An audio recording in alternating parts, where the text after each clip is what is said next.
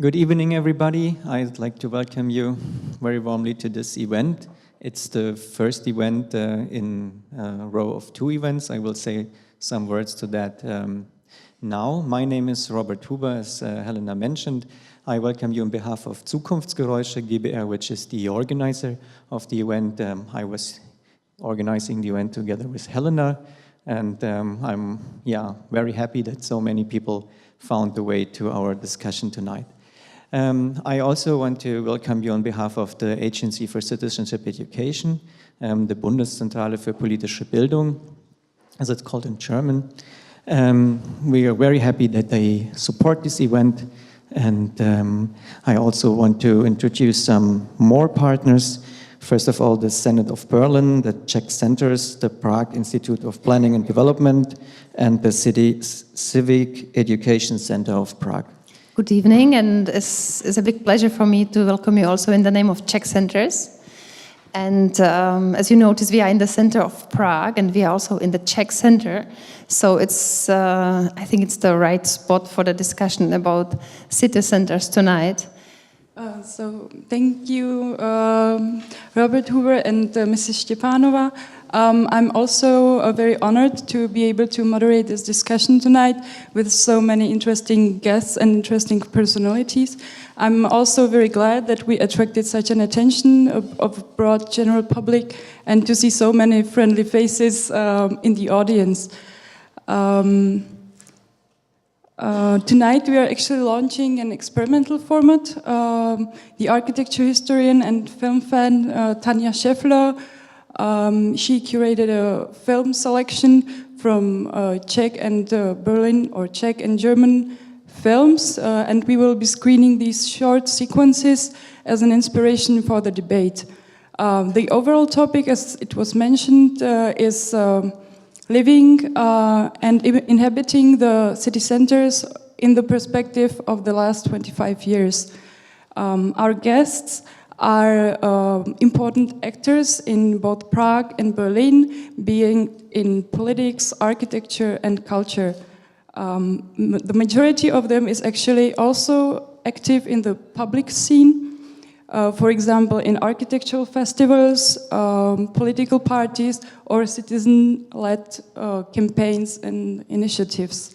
Throughout the discussion, we would like to hear their personal stories, how they're connected to the city they are living in, and in the more complex, on the more complex level, we would like to talk about strategies, how to make our cities more habitable in terms of housing, more socially and functionally diverse, and also more creative.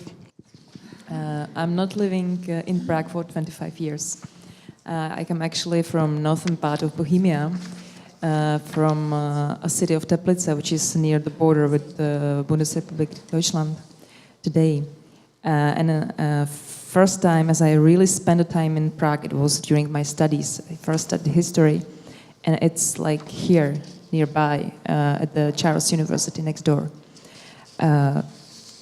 Those days in the late 90s, the city was awaking. And today, I think we can see the change because the very center of the city, in some parts, is more or less a Disneyland. It's no more a heritage. It started to be a heritage Disneyland. It's something which is maybe covered, where the image of the city is covered, sometimes by the people selling the goods. So I think that's if we are speaking about the center of the city. So when we've decided to move to Prague, we were looking for another Prague. And we have found it in Prague 7, which is very near to where we are today. It's a left bank of the river. And it reminded me to the northern part of Bohemia, to Teplice and to industry which is there, because Holešovice and Prague 7, there are a lot of pieces of industry which are there up to date. and they are making landmarks. There is a lot of free space, and because we are speaking about Berlin also today, it reminds me Berlin, because in the center of Berlin there's up today pretty a lot of space which can be seen as an opportunity, as something which could be developed not by some developers, but which could change in a very meaningful space, which can make a new life, which can help us to build a new center of the city. I'm not sure whether this is possible in the very historical center of Prague where we are today. So, according to me, the center of Prague is today very touristic and it changed a lot. I don't have this feeling in Berlin. Thank you. Mr. Kuhn. I started as a small town boy. I grew up in the very west of Germany, near the French border, and in an industrialized area, coal mining and steel factoring area, where there was no historic city and no big cities. Everybody lived in small houses, and so one of the first bigger cities I visited in my school days was the city of Prague. At that time, school boys and schoolgirls from West Germany went to Prague to see a real historic city, because you don't have that in Germany. All the historic centers are bombed away. You have some reconstructions. My grandparents lived in Nuremberg. That's a historic city that is a reproduction of the 1950s. That was in 1975, and 1 year later we also visited the city of Berlin. As a small town boy, I wanted, and who studied architecture, I wanted to go to a big city to learn what a big city could be. And I went to West Berlin. At that time we were not allowed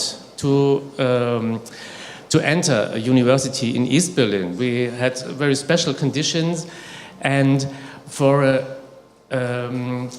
young guy who didn't really know what a big city is, who didn't really know what urban planning is, and who didn't really know what architecture is, West Berlin was a paradise, because you had a lot of remainings from a former big city, and you had a disappeared city, and that was an extreme option for imagination.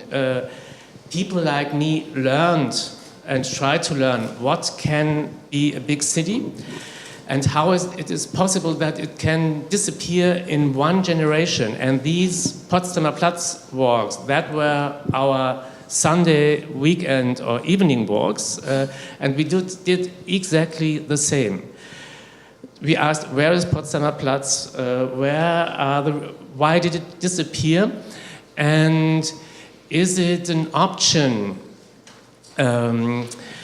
under circumstances when everybody expected we will never experience reunification in our lifetimes? Is it an option to revitalize, to restart urban life in the sandy deserts of the former city center of Berlin? And so the imagination of big cities and the experience, they can disappear, and they have to be saved. They have to be saved. At that time, Prague was hidden beauty. Everything was gray, and you didn't know which palace should collapse in the year to come. And you had the experience of Berlin where the city had already disappeared. That was two major experiences in my student times. And of course, and my generation as architects in West Germany, we heard every day at the university, stop studying architecture, you will be unemployed. And when we started to be unemployed, the wall came down and we had something to do. And then, not only for my profession, but from many people who had this imagination of a lost city, even of a lost continent, East Germany, Czechoslovakia, Poland, they tried to imagine and to experience what could be the next step without clear circumstances, without a clear political basis, and without a clear economical basis. And so Central Europe, the eastern part of Central Europe and Berlin was a paradise for young people like me. And now we have different experience for 25 years and also extremely touristic ones in Berlin, but maybe I come to that a little bit later. Okay, thank you. Mrs. Melkova. Thank you. I'm not sure if I'm a good example of changes in living, because my way of living is a little bit conservative, I could say, because I was born in Prague. I'm still living in the same part of Prague, or majority of my life. I'm living at Vinohrady, which is could be said wider center of Prague. And what I like there is that this part of Prague not changed so much in last years. And what changed really is not the structure of the city. Houses were renovated, public space was renovated, but what really changed is the way of life, which I could say this is a part of Prague where really many foreigners are living. And when they came, I think they started to learn, Prague people, Czech people, how to use public space, how to use open space in Prague, how to use parks, how to use streets. Because before it, nobody couldn't imagine that it is possible to make picnic in park and to spend the whole day in park with friends and so on and so on. So now all people who lived there 10, 20 years ago are able to do it. And but what I find really a big value there is that they are still living, old people or people who live there really the whole their life, and they are owners of memories of these places. Yeah. For example, in our house, there are still maybe 3 old ladies who are able to explain who lived there 50 years ago and so on. I also, when I'm going through the street, I also could meet people who I met 30 years ago. So for me, that memory is maybe the biggest value in this part, and I think this is the thing which is necessary to protect this memory, yeah, of people. Not only the memory of the structure, physical structure of the houses. So I think that the city has to find some tools how to protect the possibility for these people to live there still.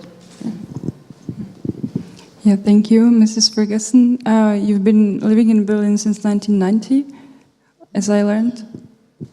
Well, for me, when I hear this question about remembering the city or what experience of the city of the last 25 years, I have to say that Berlin was, for me, that there was a momentous moment. I mean, I'm half German. I had no intention of living in Germany. Then the wall fell, and I was actually called by television station to, knowing that I was bilingual, to come to Berlin. So I was actually in this absolutely surreal moment, age 21, standing at the Brandenburg Gate. And then, you know, in the ensuing months, basically being responsible for gathering loads of material with a French camera team based in, we were living in a hotel in East Berlin, in the Palace Hotel, which has now been demolished. And so my experience is like this, that there are distinct moments of incredibly compressed time that are incredible, and the first period was just phenomenally surreal because we were traveling constantly across Checkpoint Charlie with television material, and which would then be sent by satellite from West Berlin. But we were living in we were staying in East Berlin for endless weeks and months, covering the East German Parliament in the building, the Place der Republik. So filming as journalists. And experiencing almost, I can't even remember if we drove around with a map, but having to drive around to find the various sort of members of the dissident groups and interview former Stasi members of the secret police and try to make phone calls. I had to sort of spend hours trying to make phone calls in an empty sort of in an empty office right near Brandenburg Gate of the prefab building with just one phone in it and a desk and a chair, and basically dialing these numbers that I'd been given by random people to find various interviewees. So it was a very bizarre, surreal time to be in and very exciting. And then again, this compressed time, I mean, just to give an example of the Place der Republik, we experienced the disbanding of the East German Parliament, then a few years later experienced the moment where, in fact, it had been decided that the Place der Republik would be demolished as a symbol of basically an East German political symbol that was no longer wanted there. So we were filming and talking within the Place der Republik about the fate of this building as the architecture profession failed, in fact, to stop the demolition of this building because it was politically not wanted anymore. And then a few years later to see it stripped to a sort of to the sort of skeleton, and then to see the einstürzende Neubauten performing in there and using the sort of remains of the building as, you know, a drumming on the on this frame that was left, this skeleton of the building that was left. So I don't know. It's very hard to kind of talk about this in one moment, but I don't think I never thought I would experience the change in a city that's so rapid, and to be right at the very center where you are. 1 year after the next, there would be ground floor gallery spaces occupied by small, tiny spaces that were made available by someone in the local administration in Mitte to these gallerists who just started using the space for free. And and to see now, you know, all these years later, the gallerists are like top enterprises still running in Berlin, you know, and. To see this sort of period of temporary use where every single building was implemented for this temporary use, even on Alexanderplatz, high-rises, Haus des Lehrers, Haus des Reisens, were occupied, and in some cases still are, for offices and for small-scale production teams living on very little money, and it enabled a whole kind of profession of creative scene to develop, and so that every bit of the city was implemented for a club or for a small enterprise or for a temporary fashion studio, and this has been going on and off for a number of years. So it's this feeling that every piece of the urban fabric was somehow for a time, and still is to a certain extent, these leftover in-between spaces or bits of the urban fabric are available, you know, for use, for temporary use, for being implemented, for being transformed to a completely different purpose. And that in itself is something that happened incredibly fast, and there are very few people who've actually documented these moments.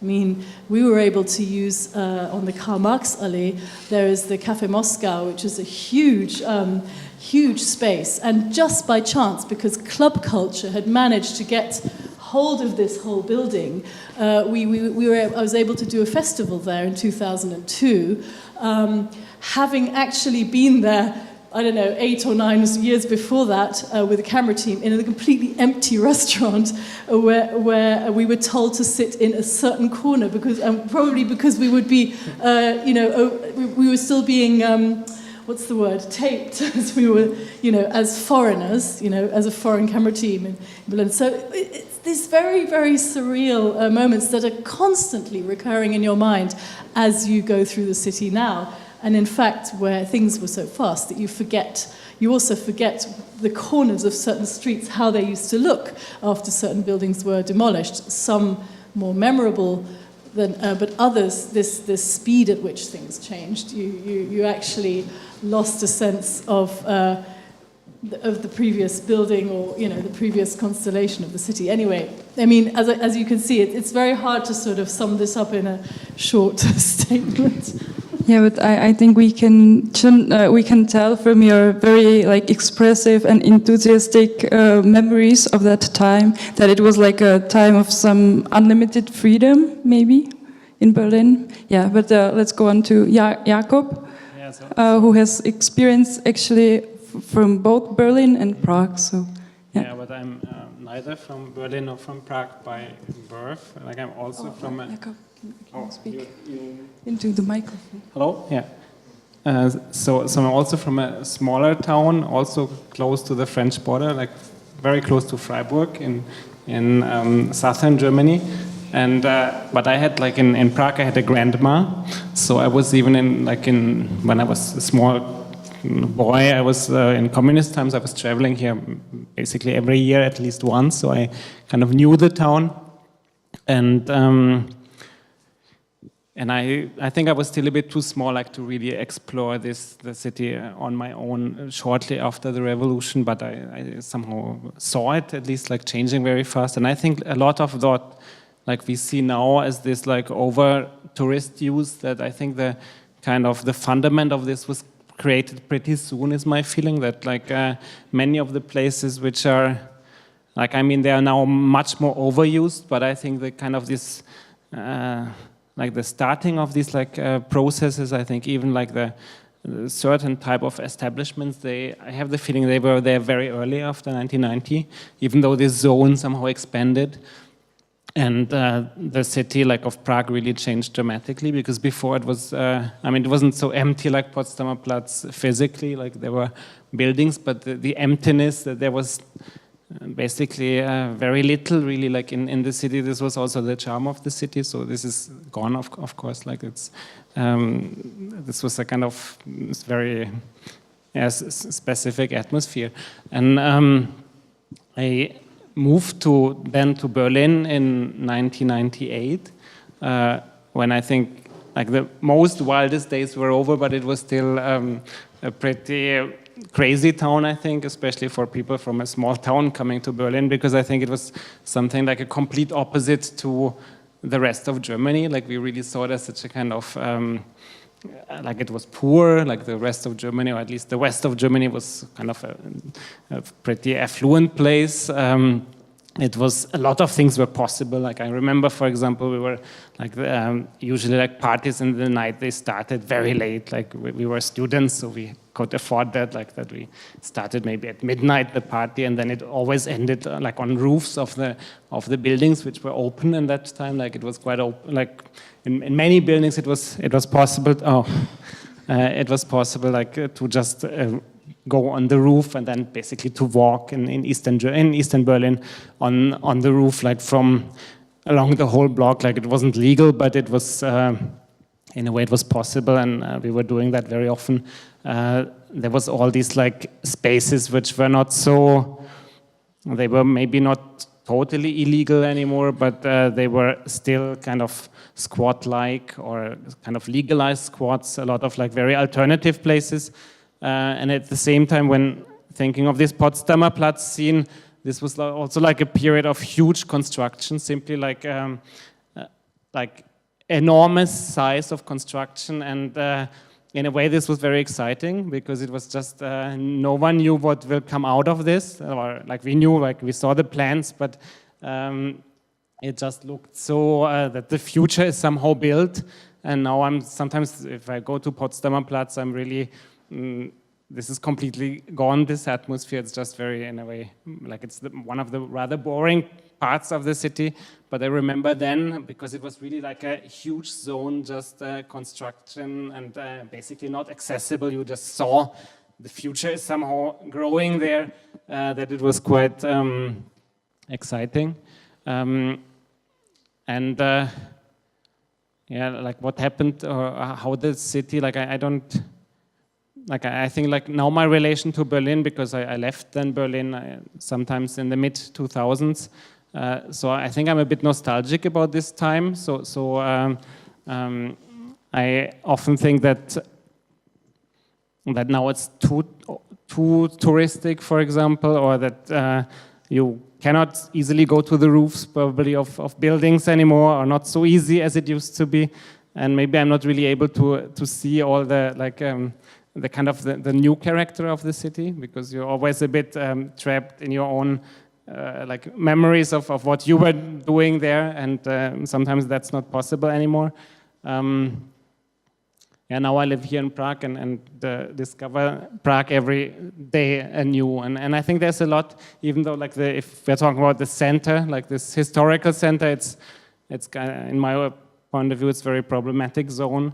But if we think of the center as a larger zone, and I think we should think of the center as a larger zone, then I think it's actually very exciting, and there's even a lot of also good developments, like small-scale developments happening, like new kind of places opening. Unfortunately, also like a lot of very problematic type of development is simply like changing the city.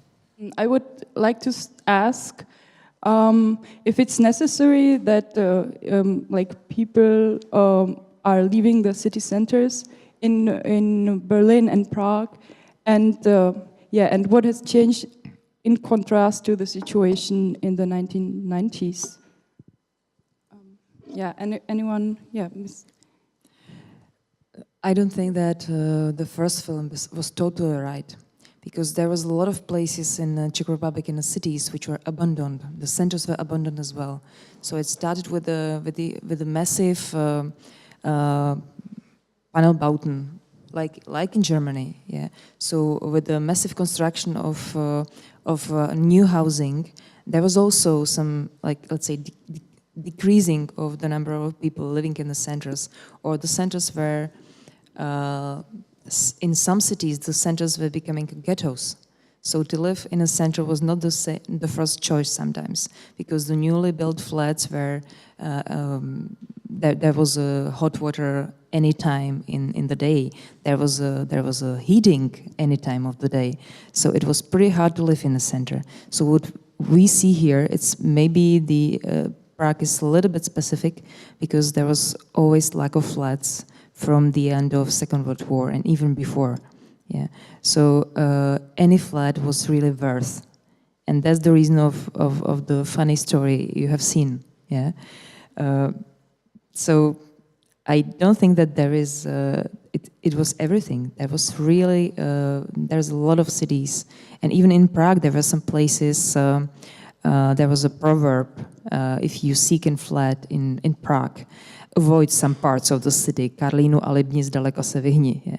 So there were parts of the cities which were not suited for, like, nice for living. What we have seen was a beautiful flat on the bank of the river, but this was not an average flat. What we have seen in the film from Berlin is it was kind of another story maybe.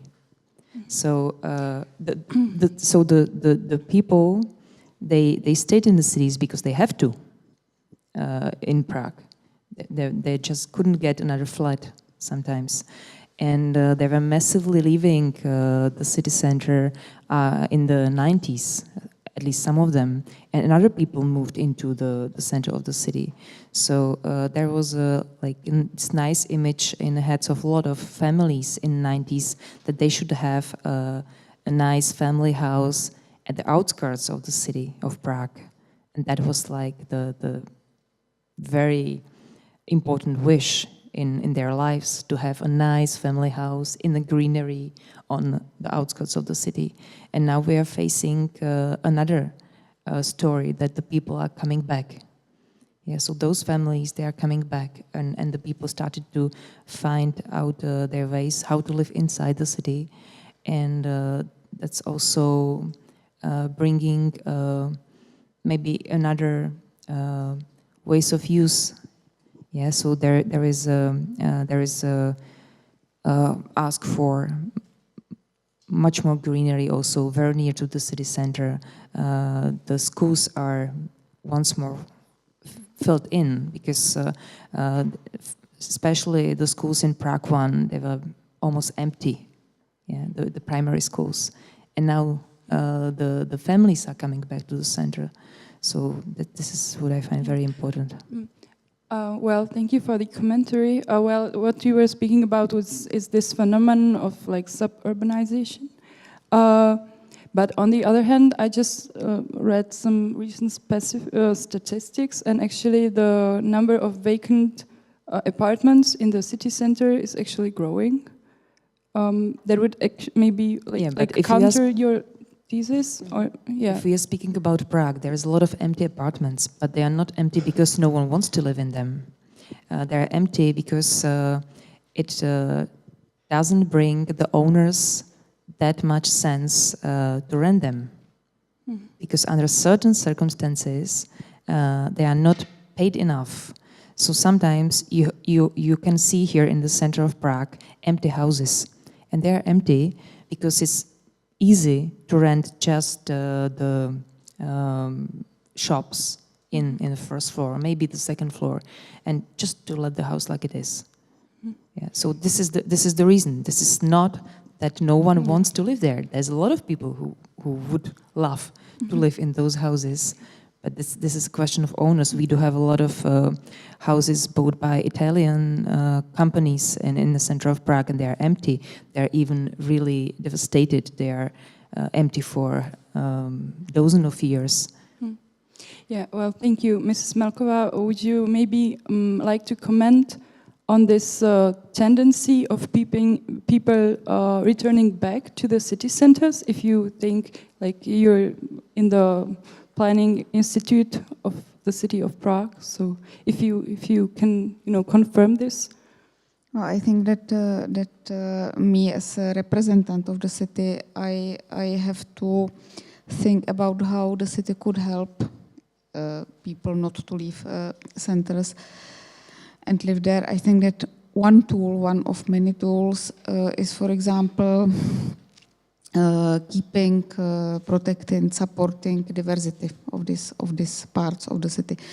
And as I mentioned, Vinohrady, my place of life, this is the place where, and I think it's one of the best places in Prague.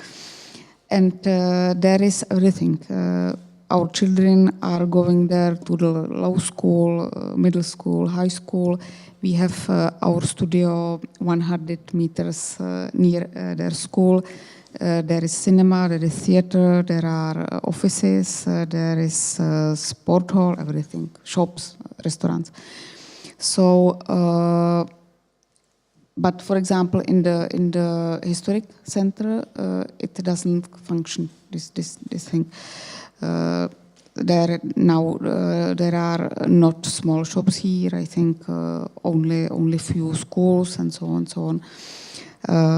So this is one of the ways. And on the other side, my main topic of work in last 2-3 years is public space, and what is also necessary is quality of public spaces, also in the center. But on the other side, we have a big problem when we want to revitalize public space or make new public space somewhere where people don't live, where they are only working, or where there are only officers or foreigners. It doesn't function because real public space, functional public space, need normal people who are living normal everyday life there. Normal things, not only some amusing and attractions and Disneylands and so on and so on. So it's a circle. Yeah, the quality of public spaces, people who live there, and diversity of these parts. one tool of it, and there are necessary many other tools. But yeah, I think we will get to this topic later. Maybe now Berlin, like this short movie was very critical. Would you like to react? My department, especially my colleague, Ms. Schön, is in charge of these houses. It's a little bit complicated in Germany and in Berlin. I would like to mention Berlin is special. We don't have a historic center. It was bombed away and it was demolished. We don't have large areas where every house is protected, and we have very large protected areas, but not from the medieval or Baroque times. And we also don't have a large business district. We are the only city in Western Europe or Central Europe where also the business district was bombed away and replaced in the east, it was in the east, replaced by public housing. That's one thing. The West Berlin Center was established in a former very fashionable upper class housing areas, and so we never had the concentration of offices and retail there. We have a very good mixture. And the socialist program in the East was to replace the capitalistic city and the historic city by housing areas. Some 100 meters around the television center, the symbolic center of the city of Berlin owns every apartment. We are a city where people rent. We don't own our apartments. That's also very special. And we have a special German situation. After World War I, for 3 generations, public housing was the major topic in German politics. Because the catastrophes of 2 world wars, we have legal and administrative instruments for the complete control of the housing market, and we had that in West Berlin till 1989, and we introduced that in East Berlin after 1989 for 10-50 years.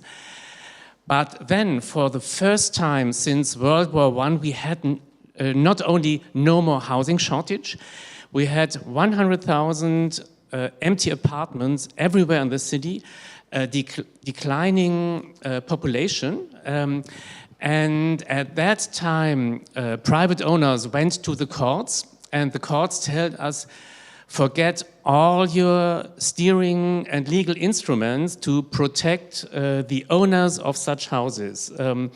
And in this case, these people have the privilege to live. They started to live at the wall in the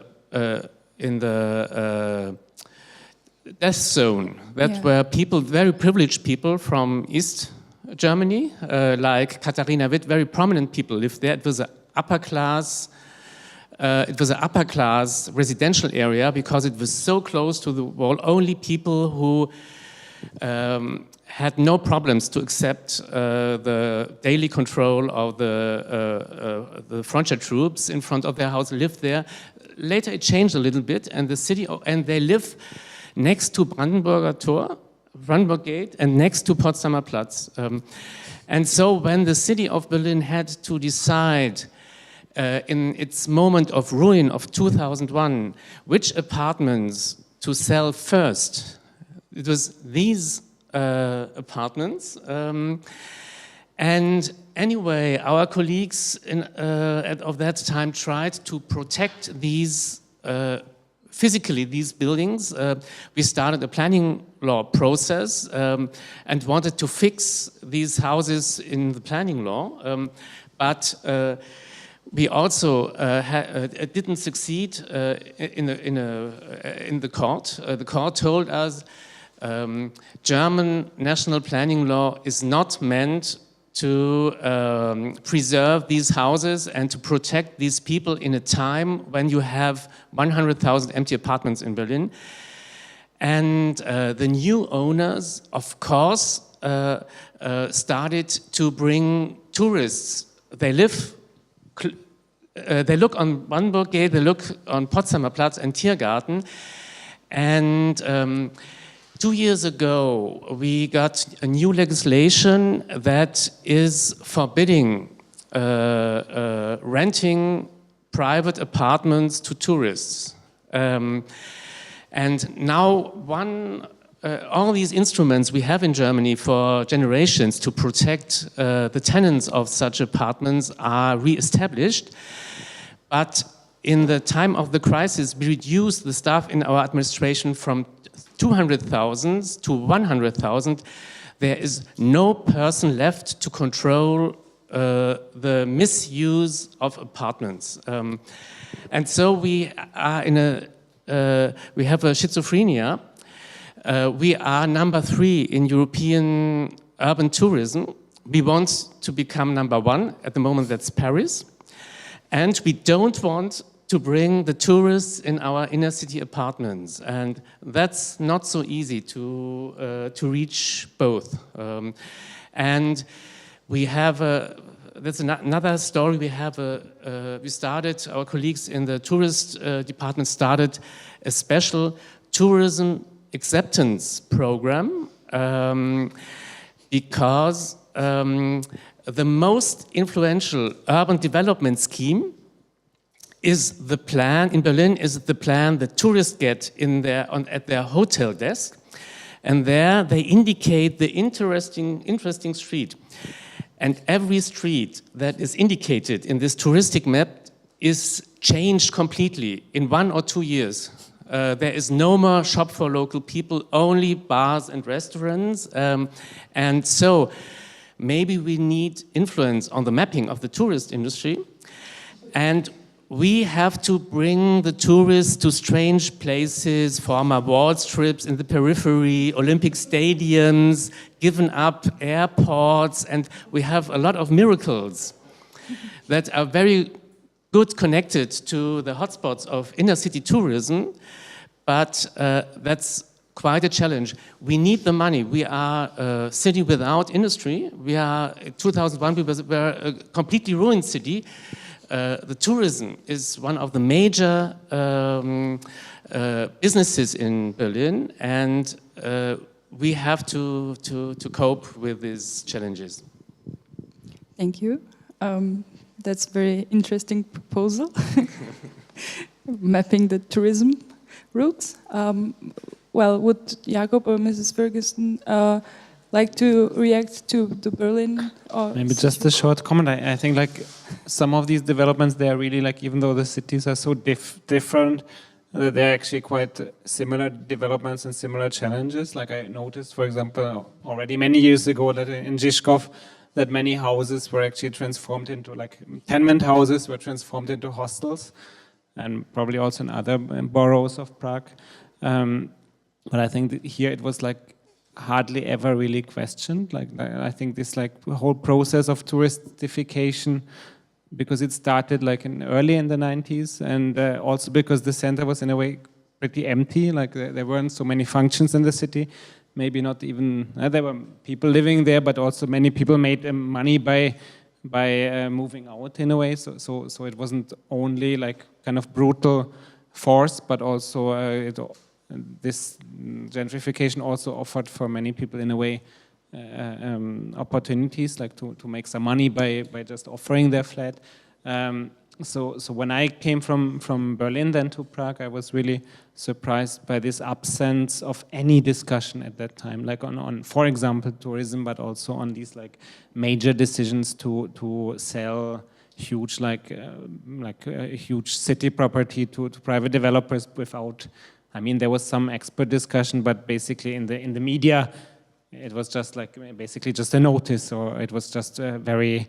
It wasn't like systematically explored, which changed a lot, I think, in recent years. But also because of this like absence of discussion, I think a lot of unnecessary damage was done. Yeah. Well. Since I returned to Berlin after a phase of being in Switzerland and went back with a child looking for a flat and ended up in Prenzlauer Berg, which is a very particular demographic, I suppose. A lot of families, a lot of kids, very middle class, very white middle class. I find it interesting to be in an area that's now a sort of tourist hotspot as well, because it's right near the Mauerpark and the former strip of the Berlin Wall.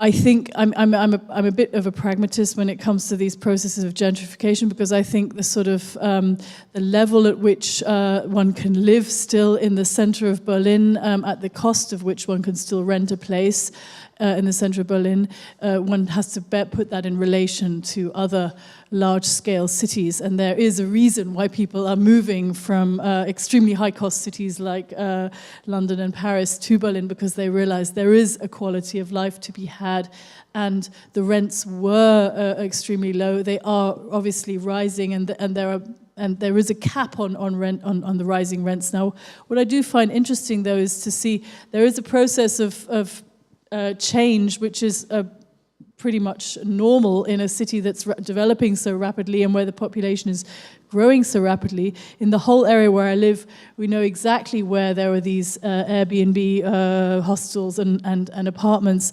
I think it's fascinating to see the sort of the subtle shifts, though, where in an area where there is a shift from rental to ownership, where there's more and more of a younger generation, quite a conservative young generation, having flats financed in this area of Prenzlauer Berg. And particularly where I'm living, there was a very unusual situation that you had a back courtyard that was shared by two large-scale apartments, where there was this moment for 2.5 years of a certain neighborly situation, which was extremely unusual, because we had a whole mix of residents, from single mothers to quite sort of punky people to older generation, and everyone would meet in the back garden, and there would be this shared space that was a kind of quite a rough back courtyard shared by two buildings. And what naturally happened as part of this gentrification, well, naturally, irritatingly happened, is that the owner of one of the buildings is now putting a maisonette, a 2-floor maisonette, quite chic building right in the middle of this garden. So it's densification, there's no space for us left. The single mother next door has been told she must move because the owner wants to live in her floor, and the roof will be developed. And also one sees these subtle shifts in attitude when it comes to ownership versus those who are renting their spaces. There's a very large area, a green area, one of the four shared inner courtyards just behind our building, which was also a place where a certain scene would always meet, and it was an absolutely mixed and extraordinary scene. And I experienced this because of the families and the kids that I knew there. And there were no fences, and it's a piece of property, the Hirschhof, that's been sort of that I believe the local government and the Senat has always wanted to sort of turn into a park or turn into something, and somehow it's over years and decades this plot of land has remained within this kind of like an inner oasis that you can't really get to from the street, and but gradually the change with new ownership of one of the buildings, another maisonette flat that's just been built there, you had a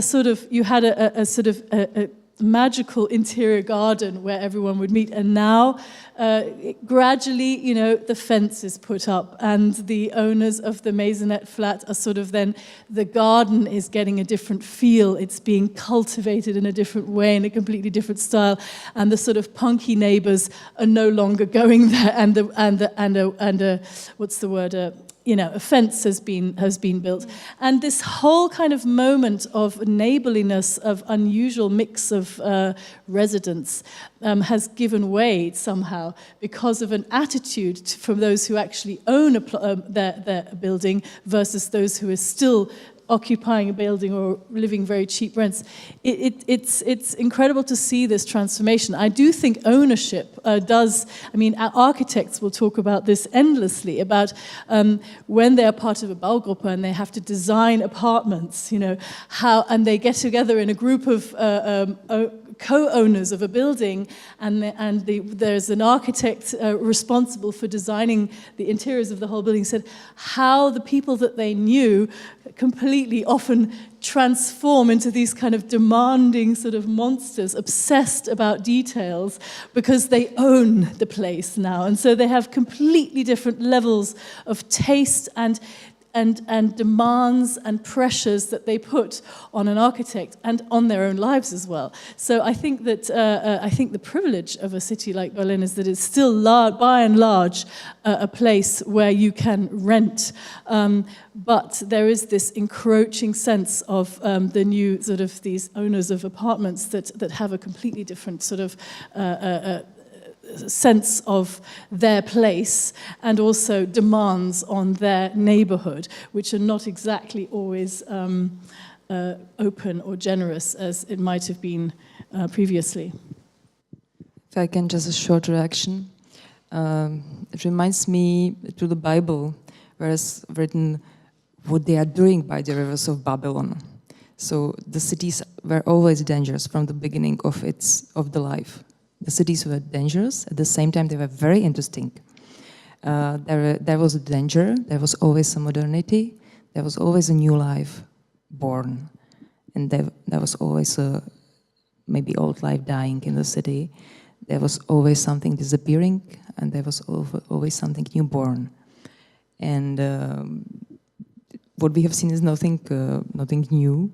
There is a book from 19th century about a young student who came to Prague, died finally, killed by the wild city of Prague. Yeah. So I don't know. I think that the cities can be dangerous. The cities can be not understood by some, but they are a wonderful opportunity, maybe. I live around the corner of this sound club. It was the first place I went when I visited first time Berlin in 1976, because our youth guest house was in front of it, and we were forbidden to go there. And this club doesn't exist anymore, and there stood the house where Walter Benjamin was born, who then moved one street further in my apartment, and then his family moved on and on. And danger is a very interesting thing, but you can do a lot with such stories. This Children of Bahnhof Zoo movie was had a very high impact in urban planning in Germany, because since that time nobody accepted large housing estates in the periphery in West Germany anymore, because everybody learned from this movie and the story. Young people who live in the periphery, who don't live in bourgeois families in the center or in the green areas, have no chance. They will be drug addicts. And the wall had to come down for us West Germans to learn that large housing estates can be the home of middle-class people in the East, in socialist countries. And it was a very, very long process to get acceptance again for West Berliners and West German people, dealing with these remainings of the housing policy, post-war housing policy in East and West. And so the adventure is something very attractive, and it's very difficult which story you tell and whom or what kind of urban structure do you blame in your movie or in your novel.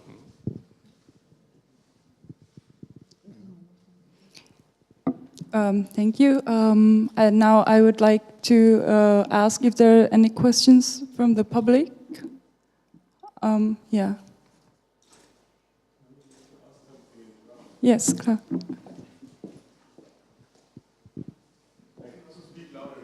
No, we need the audio. Hi. I would like to ask in a round, so anybody is free to answer. If you could draw an imaginary economic topography of the different countries, not different countries, the two different cities, how would they differ or be equal with each other? And I would like to put emphasis on the periphery, if you feel free.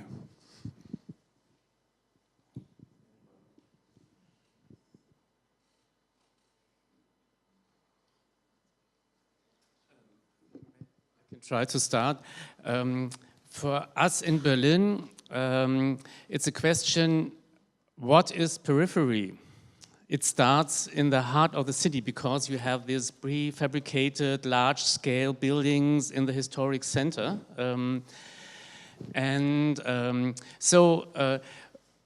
For us, a city like Prague is a fairy tale and something very strange because we don't have these clear structures and we don't have this antagonism between the inner city and the periphery.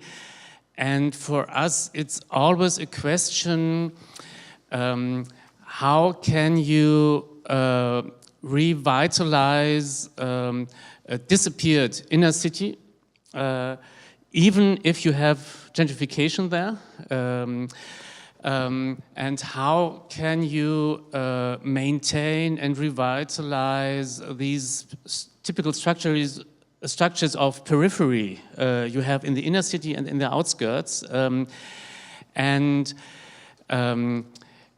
to give people an idea and a strategy in the boroughs, in the real estate market, then we need the periphery. If we don't succeed to make the periphery attractive and livable and closely connected in minds and in infrastructure to the inner city, then we don't have the chance to maintain a little bit normal everyday life in the heart of the city. And then we also, every city has the danger that you have a center that's only for tourists and for people with too much money and to people who want entertainment and something like that. And so we are also very focused on the developing of the inner city, but the periphery, that's the interesting part, the most interesting and the decisive part of the urban development. I think this periphery is moving. Once in the 19th century, the periphery was the place where my colleague is now living. And actually, it was the most successful development in Prague ever. This part of Prague too, it was built in a pretty short period of time by like say upper middle class for upper middle class those days, and that was like very successful story. And if we are speaking about periphery, you could consider some parts of inner Prague as an inner periphery, because if you are speaking about structures, it's almost perfect.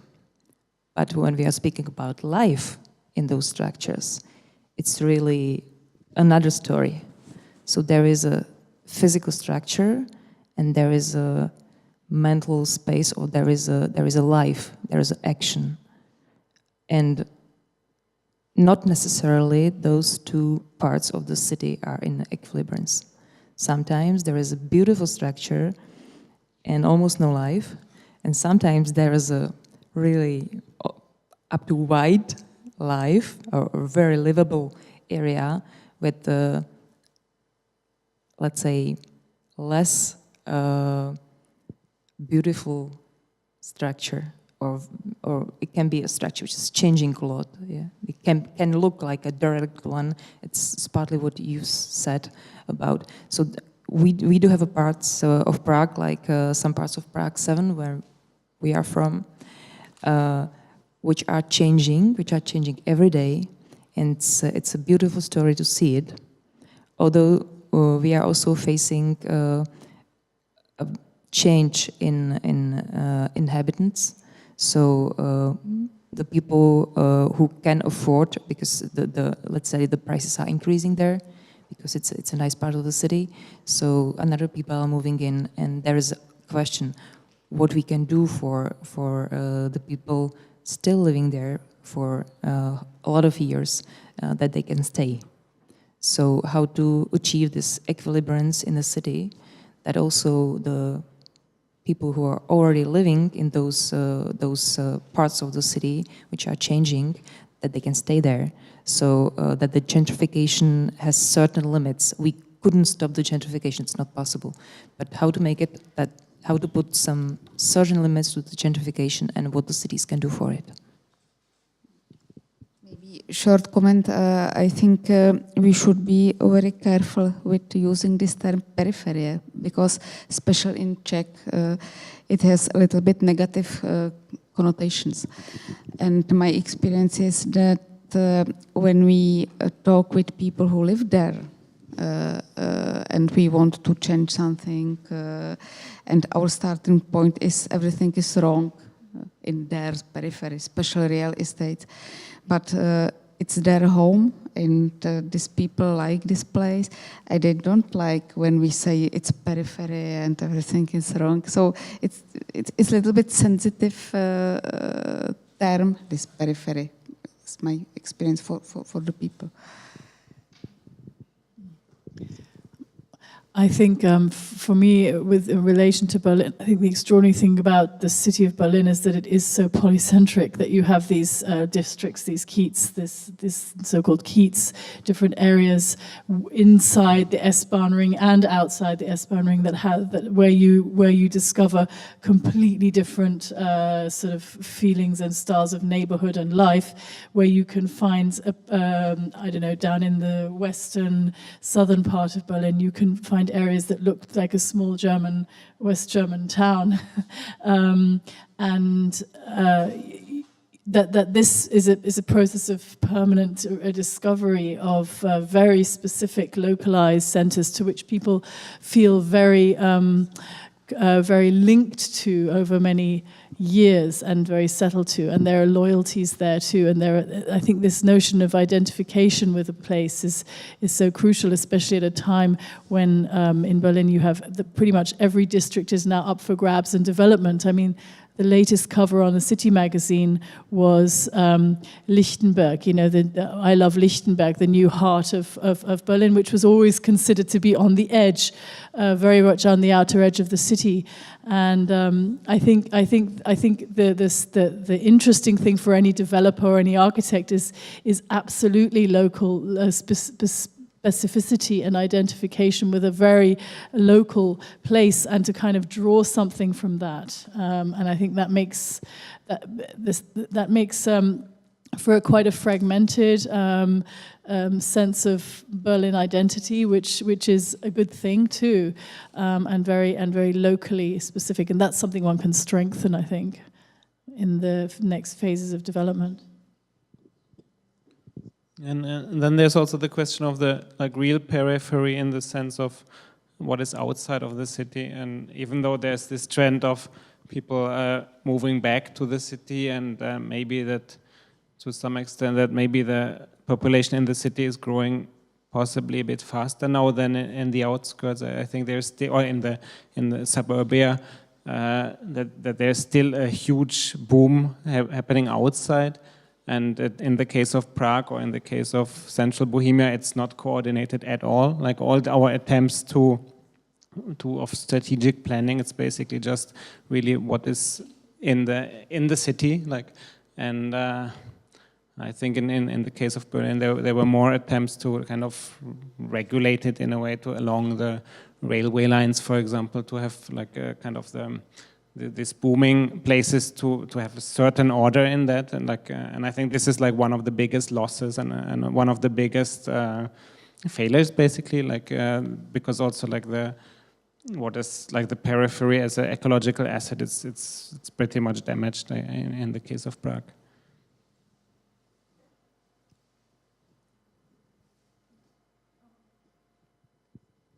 Are there more questions?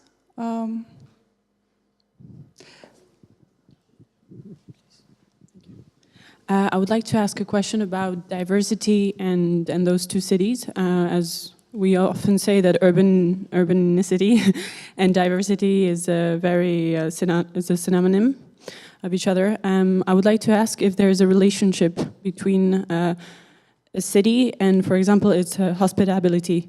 For example, like today, obviously the refugees issue or question, actually. Berlin reacts very differently than Prague.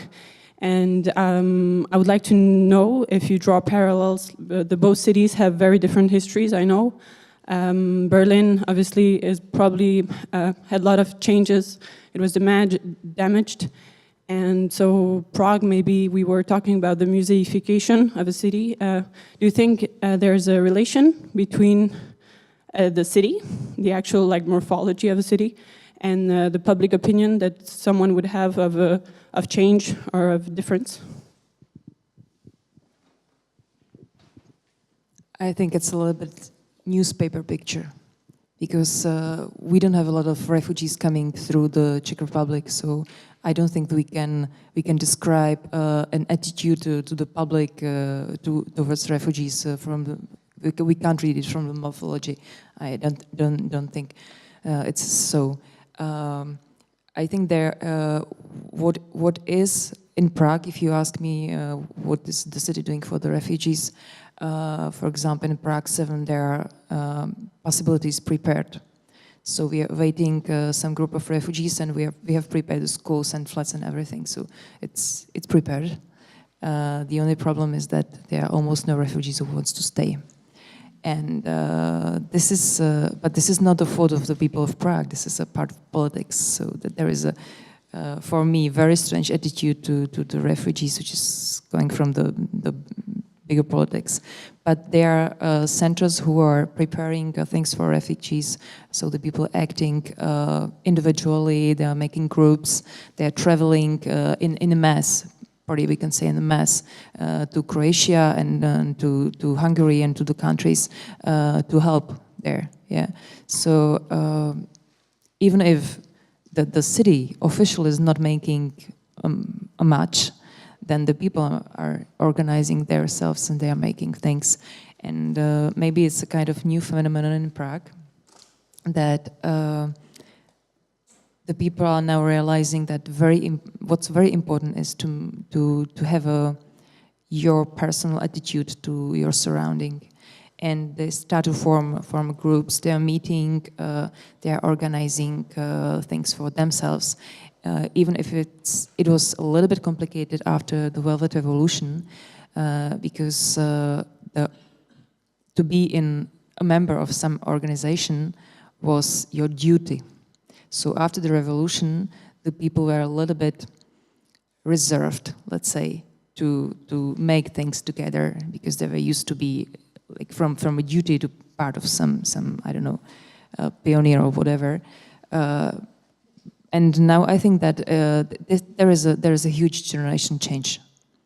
That the people who start to be stakeholders in their communities, or they start to organize things, they are not thinking that way anymore.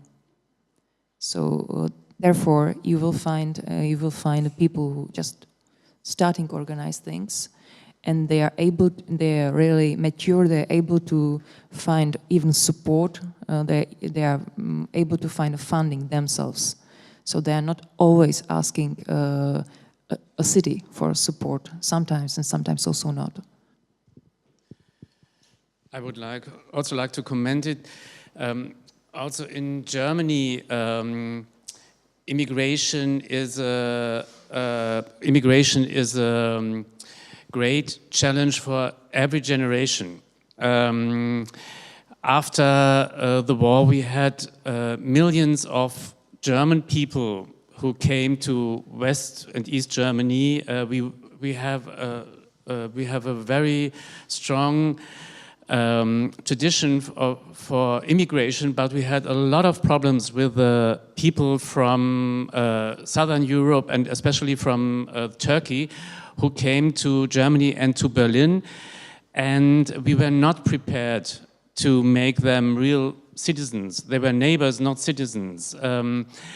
And that's also a big difference between former West Berlin and East Berlin, because before 1989 we had an extremely amount of national funding for the refurbishment of the inner city quarters, and all the unemployed migration people could move there in very, very nice 19th century quarters and houses, and they lived there. And we didn't have that in the East, because the city with the national money only funded the technical infrastructure, the public spaces, and the renovation of the houses was mostly paid by private people. And so I never would, as a socialized West Berliner, I would never move to Prenzlauer Berg or Mitte or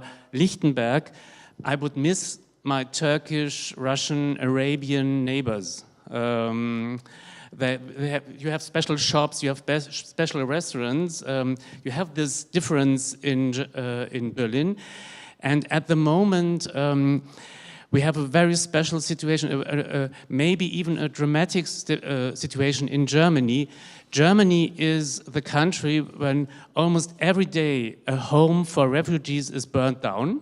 And that's so alarming that civil society in Germany wants to prove that's not us. And that's the reason why I think why the people were so welcoming in Munich, and people are so welcoming also in Berlin. We have a complete chaotic situation. In the 1990s, we had years where 400,000 refugees came to Germany, mostly from former Yugoslavia, and then German politics succeeded to reduce the number of refugees to 40,000 in the last years, and we gave up all our infrastructure, our administrative infrastructure, to welcome and to integrate these people. And now most of these refugees are welcomed, they are fed, and they are supported by private middle-class people who want to prove that the German civil society is strong enough, and we have modern tools in the internet and something like that. We can organize it. Our city government is not able. We have a lot of volunteers in the administration to try to end the chaos, the chaotic situation, and it's a very strong conflict where you have to draw a line and tell yourself and the foreign people we cannot handle it anymore, we cannot manage it anymore, and so I think the question is civil society in Germany and especially in Berlin strong enough to welcome 1 million people in 1 year? I think we will succeed, but it's a very profound challenge and a very profound conflict, because we have a lot of people who want to burn down the homes of these refugees, and you can imagine what that means in the background of German history.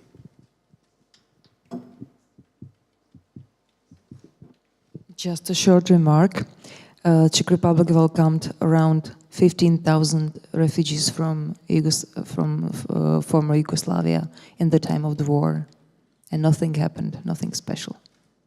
So it's a kind of strange story that we are now really afraid about to take some 1,500 what we've promised. Yeah, so it's really strange for me, but that was something kind of natural that happened.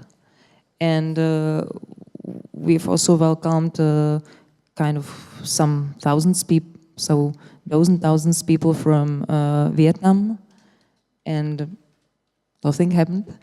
So it's I have seen once a map of Europe, and the people were mostly afraid in the parts of Europe where they have almost no refugees. So they were mostly afraid of refugees where there were no of them.